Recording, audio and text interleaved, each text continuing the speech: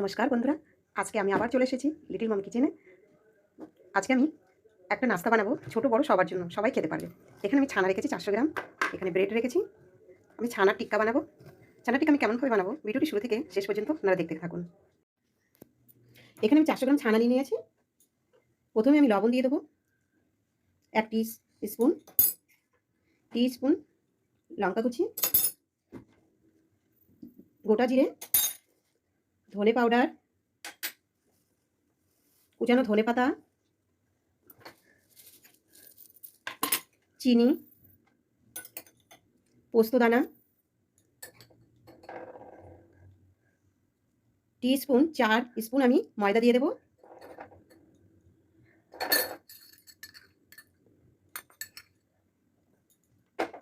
এটাকে আমি ভালো করে মিলাবো, হাত দিয়ে মেখে নিতে হবে ভালো করে। ছানাটা খুব ভালো করে চটকিয়ে চটকিয়ে মেখে নিতে হবে, তাহলে টিকাটা খুব সুন্দর খেতে হবে আর ফুলবে। যেমন রসগোল্লা ছানাটা মাখতে হয় না, সেরকম একটু বেশিক্ষণ সময় নিয়ে এটাকে মাখতে হবে দাবি দাবি, যতক্ষণ দেখবেন এরকম মুঠো হয়ে যাবে, খুব সুন্দর একটা শেপ এসে যাবে, তখন মনে হবে যেটা হয়ে গেছে। আর এটাকে এরকম করে বানাতে হবে। আমার এখনো হয়নি, এদিকে ফেটে যাচ্ছে, আমাকে আরেকটু মাখতে হবে।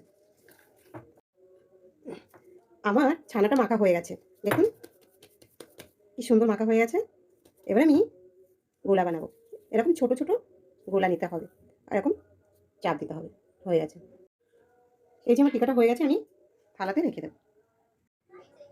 টিকাগুলো আমার বানানো হয়ে গেছে। আমি এখানে একটা ফ্রাই প্যান বসিয়ে দিয়েছি, ফ্রাই প্যানটা গরম হয়ে গেছে, ওখানে আমি তেলও দিয়ে দিয়েছি। এবার আমি ছানা টিকাটা ভেজে নেবার মতো। এটা খুব সুন্দর সুস্বাদু খাবার, বাচ্চাদের জন্য খুব সুস্বাদু, বাচ্চা বড় সবাই খেতে পারবে। এটা ভেজভাবেও খেতে পারবে, একটু চাইলে পেঁয়াজ দিয়েও খাওয়া যাবে। তেলটা খুব বেশি গরম করা যাবে না, তাহলে ছানা টিকাটা জ্বলে যেতে পারে। খুব লো ফ্লেম আর খুব লো গরমে তেলটা আমার এই ছানা টিকাটা দিয়ে দিতে হবে। আমার তেল গরম হয়ে গেছে, ছানা টিকাটা দিয়ে দেবো।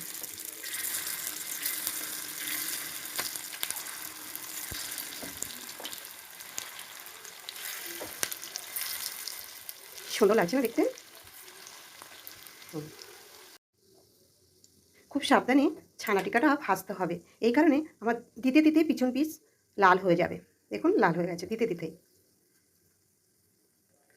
মাঝখানেগুলো আমি আগে পাল্টি করে দেবো।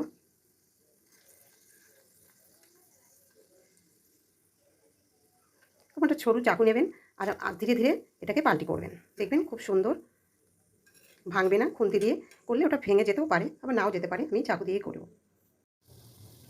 ছানা টিকা দেখুন কি সুন্দর ফ্রাই হচ্ছে। এবার আমি যেগুলো আমার লাল হয়ে গেছে ওগুলো আমি সাইড করে দেবো, আর যেগুলো লাল হয়নি এই পাশটা তেলের মতো দিয়ে দেবো।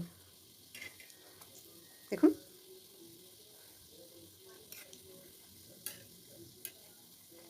কি সুন্দর ফুলে যাবে, দেখবেন ভালো ভাজা হলে না এগুলো ফুলবে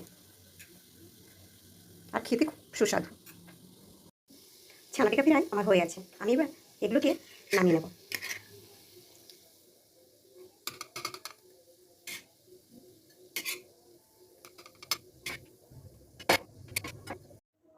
ছানা টিকাটা সম্পূর্ণ আমার ফ্রাই হয়ে গেছে। ফ্রাই প্যানের মধ্যে আমার কিছুটা তেল আছে, আমি ঘি দিয়ে দেবো, দিয়ে আমি ব্রেডটা ভেজে নেব।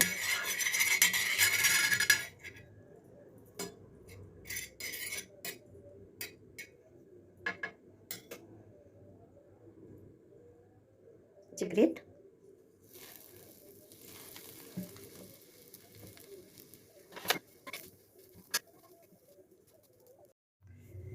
ব্রেড আমার ফ্রাই হয়ে গেছে, ব্রেডগুলো আমি নামিয়ে নেব।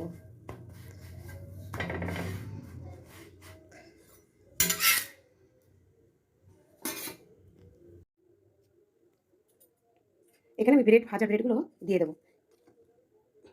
টিকা আমি কীভাবে বানাবো ছানা টিকা ব্রেডের মধ্যে আপনাদেরকে আমি দেখাবো। ব্রেড নিয়ে নিয়েছি, এখানে আমি ছানা টিকা বসিয়ে দেবো দুটো করে।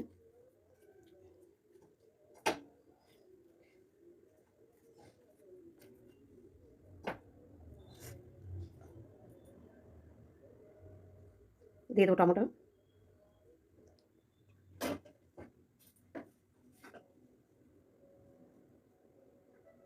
পেঁয়াজ। আপনারা চাইলে যারা ভেজ খাবে তারা পেঁয়াজ না দিতেও পারেন। ক্যাপসিকাম,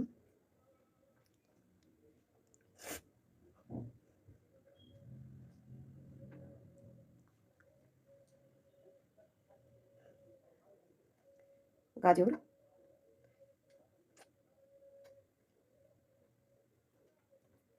বাঁধাকপি,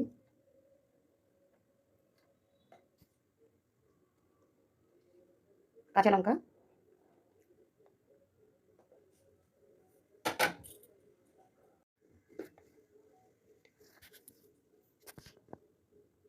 এখানে আমি দিয়ে দেবো আমার সব দেওয়া হয়ে গেছে।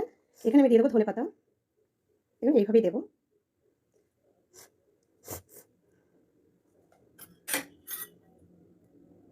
লেবু রস, সামান্য বিট লবণ। আপনারা চাইলে চাট মশলা দিতে পারেন, আমার কাছে এখন চাট মশলা নেই, আমি চাট মশলা দেবো না। এবার দিয়ে দেবো টমেটো সস। সসটা একটু বেশি দেবেন, খেতে টেস্ট লাগবে। দারুণ একটা ব্রেকফাস্ট।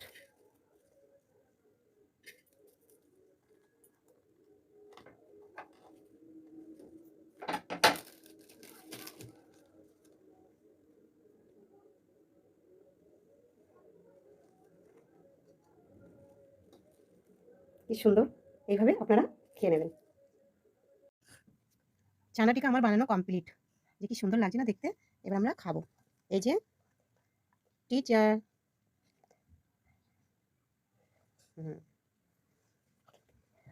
এই যে জিৎ,